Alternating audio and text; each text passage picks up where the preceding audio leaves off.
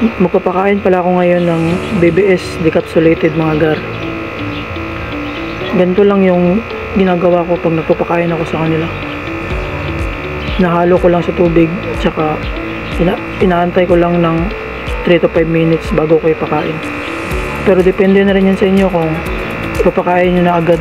Yung iba kasi di na nila binabasa sa tubig or tinatunaw, diretso nila pinapakain sa isda.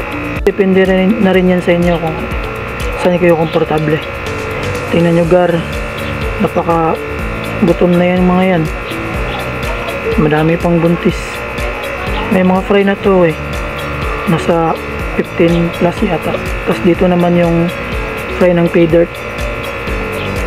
Maganda talaga pinapakain sa mga fry yung mga live foods kagaya ng BBS. Mabilis lang kasi sila lumaki, tas hindi sila mababansot.